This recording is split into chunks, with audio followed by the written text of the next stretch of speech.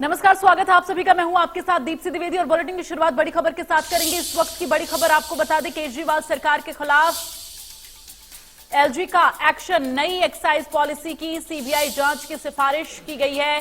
केजरीवाल सरकार ने पिछले साल लागू की थी नई नीति और पॉलिसी में नियमों की अनदेखी कर टेंडर देने का आरोप है और फिलहाल अब बढ़ सकती है मनीष सिसोदिया की मुसीबतें, जो कि उप मुख्यमंत्री हैं दिल्ली के। ये बड़ी जानकारी इस वक्त की आपको बता दें, केजरीवाल सरकार के खिलाफ एलजी का एक्शन। नई एक्साइज पॉलिसी की सीबीआई जांच की सिफारिश की गई है। नई एक्साइज पॉलिसी की सीबीआई जांच अब सिफारिश उसकी की जा रही। केजरीवाल सरकार ने पिछले साल आपको बता दें नई नीति जो है वो लागू की थी। पॉलिसी में नियमों की अनदेखी कर टेंडर देने का आरोप लगा है और बढ़ सकती है अब मनीष सिसोदिया की मुसीबतें। दिल्ली के उप मुख्यमंत्री की मुसीबतें बढ़ सकती है। एलजी ने एक्शन ले लिया है और नई एक्साइज पॉलिसी की सीबीआई जांच की सिफारिश की गई है। तो ये बड़ी जानकारी इस वक्त थी। आपको बता दें कि अब इस नए एक्साइज पॉलिसी के लिए सीबीआई जांच की सिफारिश की जा रही है। एलजी ने एक्शन लिया है जिससे दिल्ली के उप मुख्यमंत्री की मुसीबतें बढ़ सकती हैं।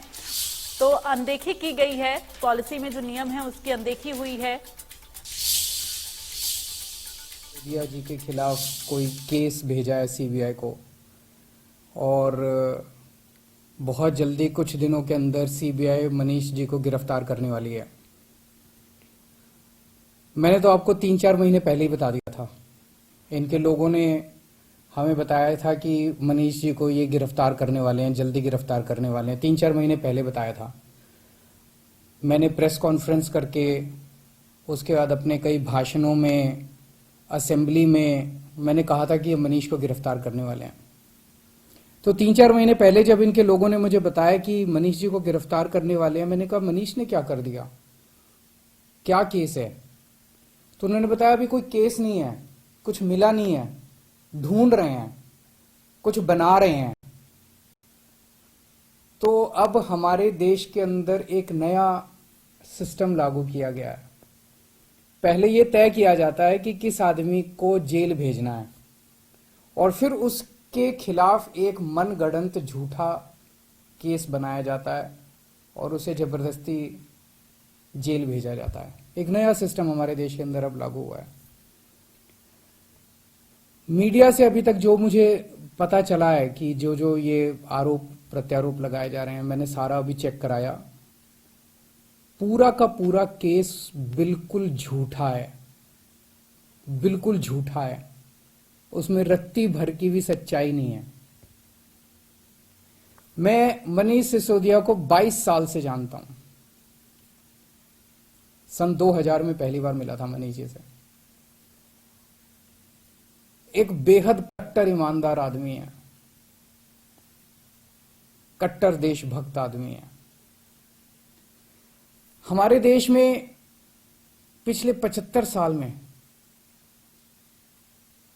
सरकारी स्कूलों का बेड़ा गर्क कर दिया था इन सारी सरकारों ने मिलकर, इन सारी पार्टियों ने मिलकर। बहुत बुरा हाल कर दिया था इन लोगों ने। करोड़ों करोड़ों बच्चे, गरीबों के बच्चे जो इन सरकारी स्कूलों में पढ़ते थे, उनका भविष्य अंधकार में था। कोई उम्मीद नहीं थी। गरीब का बच्चा गरीब बनेगा, अमीर का बच्चा अमीर बनेगा। गरीब का बच्चा मजदूरी करेगा, रिक्शा चलाएगा। अमीरों के बच्चे अमीर बनेंगे। ये एक सिस्टम पूरे देश के अंदर लागू हो गया था। पहली बार आम आदमी पार्टी की जब सरकार बनी दिल्ली के अंदर, मनीष सिसोदिया जी एजुकेशन मिनिस्टर बने। दिल्ली के अंदर भी सरकारी स्कूलों का बहुत बुरा हाल था। दिल्ली के अंदर मनीष सिसोदिया ने रात दिन मेहनत करके दिल्ली के सरकारी स्कूलों को शानदार बनाया। ऐसा बनाया कि अब अमीर लोग भी अपने बच्चों को सरकारी स्कूल में भर्ती करा रहे हैं। अमीरों के और गरीबों के बच्चों को एक जैसी शिक्षा मिल रही है। दिल्ली के सरकारी स्कूलों के अंदर एक ही डेस्क पे एक जज का, एक अफसर का और एक रिक्शे वाला का बच्चा बैठ के एक ही डेस्क पे बैठ के पढ़ते हैं। मनीष सिसोदिया ने केवल दिल्ली के स्कूल ठीक नहीं किए, देश के करोड़ों करोड़ों बच्चों को एक उम्मीद दी है कि सरकारी स्कूल भी ठीक हो सकते हैं, गरीबों के बच्चों का भविष्य भी अच्छा हो सकता है।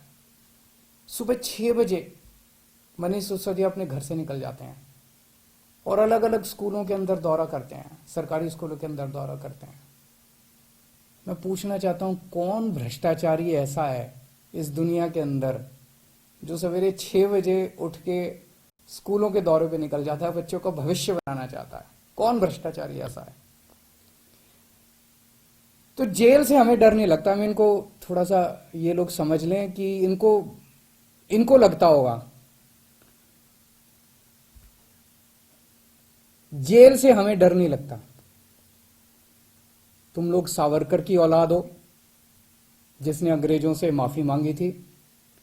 हम लोग भगत सिंह की औलाद हैं। हम भगत सिंह को अपना आदर्श मानते हैं, जिसने अंग्रेजों के सामने झुकने से मना कर दिया और फांसी पर लटक गया। हमें जेल से, फांसी के फंदे से डर नहीं लगा। कई बार जेल हुआ है हम लोग। एक ये सोचने की बात है कि हाथ धो के हमारे पीछे क्यों पड़े हैं, आम आदमी पार्टी के पीछे क्यों पड़े? इतने हमारे एमएलए को ये जेल भेज चुके, सारे छूट के आ गए। और कोर्ट ने जब छोड़ा तो ऐसे गंदे गंदे ऑर्डर पास किए इन लोगों के खिलाफ कि क्या झूठे सच्चे केस बना रहे हो। सत्येंद्र जैन को इन्होंने गिरफ्तार कर लिया झूठे केस में पिछले महीने। अब मनीष सिसोदिया जी को गिरफ्तार करने जा रहे हैं ये लोग। तो आखिर ये आम आदमी पार्टी के पीछे क्यों पड़े हैं, हम ही लोगों के पीछे क्यों पड़े हैं? 3 कारण है। पहला कारण, आम आदमी पार्टी वाले कट्टर ईमानदार हैं। वो पूरे देश को भरोसा हो गया आम आदमी पार्टी वाले कट्टर ईमानदार हैं। सारा देश कहता है यार कुछ भी हो, ये लड़के हैं तो ईमानदार। ये लोग झूठे केस बना बना के हमारे ऊपर कीचड़ फेंकना चाहते हैं। ये दिखाना चाहते हैं दुनिया को कि देखो ये भी हमारे जैसे ही हैं, जैसे हम भ्रष्ट हैं ये भी वैसे ही हैं, ये भी भ्रष्टाचारी हैं। पर दुनिया इनके यकीन नहीं कर रही। दुनिया खुद ही कह रही है कि झूठे केस लगा रहे हैं। तो जो मर्जी कर लो, सच सच होता है, झूठ झूठ होता है।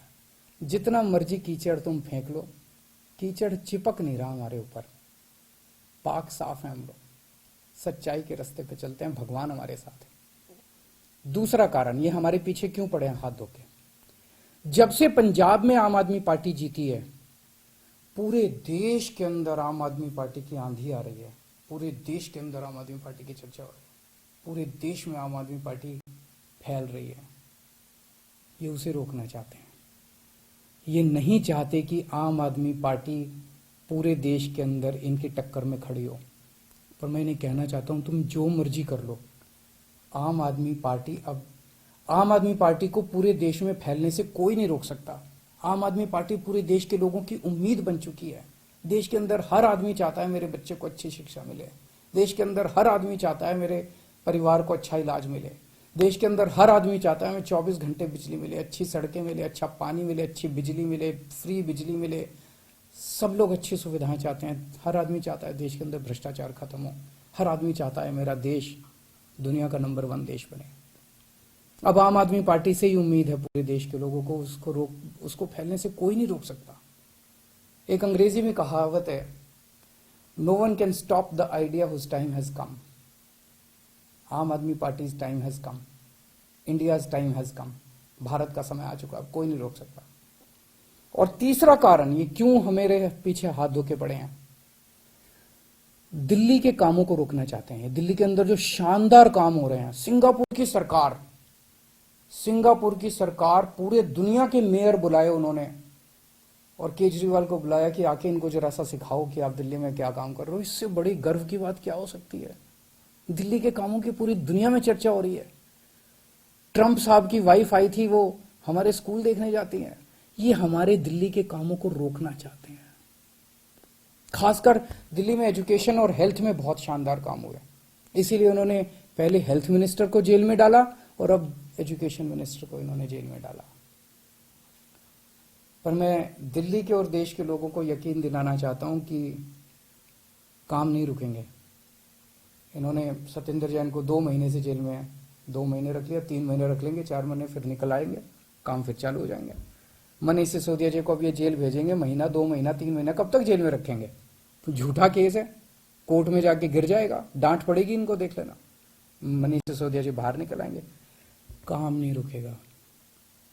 75 साल में इन पार्टियों ने मिलकर देश को बर्बाद कर दिया। 75 साल में कितने देश हमसे आगे निकल गए? क्यों? हमारे में कोई कमी है? भारत के लोगों में कोई कमी है? सबसे इंटेलिजेंट लोग हैं भारत के लोग। इन पार्टियों ने दगा दिया है, इन्होंने लूटा है, इन पार्टियों ने मिलकर देश को लूटा है। ये अपनी लूट जारी रखना चाहते हैं, लेकिन अब देश खड़ा हो रहा है। दिल्ली से जो ये चिंगारी निकली है ये पूरे देश में फैलेगी और इसे कोई नहीं रोक सकता, बिकॉज इट्स टाइम हैज कम। अब देश खड़ा हो रहा है, देश जाग रहा है, देश ने देख लिया कि हो तो सकता था यार, अगर दिल्ली में हो सकता तो 75 साल में क्यों नहीं हुआ, बाकी देश में क्यों नहीं हुआ। इन पार्टियों ने मिलकर देश को जानबूझ के गरीब रखा, इन पार्टियों ने मिलकर देश को जानबूझ के अनपढ़ रखा। अब नहीं होगा। अब मेरा देश दुनिया का नंबर 1 देश बन के रहेगा। तुम जितने मनीष सिसोदिया को जेल में डाल लो, जितने सत्येंद्र जैन को, अरविंद केजरीवाल को भी डाल लो, सूली पे चढ़ा दो, खूब अरविंद केजरीवाल निकलेंगे, खूब मनीष सिसोदिया निकलेंगे। अब तो देश आगे बढ़ेगा। नमस्कार। तो दिल्ली के मुख्यमंत्री अरविंद केजरीवाल को आपने सुना, क्या कुछ उनका कहना है। और आपको बता दें कि जिस तरह से एलजी ने एक्शन लिया है उसको लेकर अब दिल्ली के मुख्यमंत्री अरविंद केजरीवाल का ये बयान सामने आया है। वो सावरकर की औलाद हैं, ये केजरीवाल की तरफ से कहा गया। हम भगत सिंह की औलाद हैं, ये हमें अपनी तरह भ्रष्ट बनाना चाहते हैं, ये केजरीवाल की तरफ से आरोप लगाए गए। अब सिसोदिया को फंसा रहे हैं। आपको बता दें कि जिस तरह से एलजी ने एक्शन लिया है और इसके साथ ही अब उप मुख्यमंत्री मनीष सिसोदिया की मुश्किलें बढ़ सकती हैं। इसको लेकर दिल्ली के मुख्यमंत्री अरविंद केजरीवाल ने मीडिया से मुखातिब होते हुए ये प्रेस कॉन्फ्रेंस कर ये तमाम बड़ी बातें कही हैं। आखिर ये आपके पीछे क्यों पड़े हैं, ये सवाल अरविंद केजरीवाल ने किया है। आपका समय आ चुका है, कोई नहीं रोक सकता। पूरे देश में जो है आप लगातार आगे बढ़ रही है। तो इसके साथ ही तमाम बड़ी बातें मुख्यमंत्री अरविंद केजरीवाल की तरफ से कही गई। आपको बता दें जिस तरह से एलजी ने एक्शन लिया है उसके बाद अब मुख्यमंत्री अरविंद केजरीवाल की तरफ से प्रेस कॉन्फ्रेंस कर ये तमाम बड़ी बातें कही गई।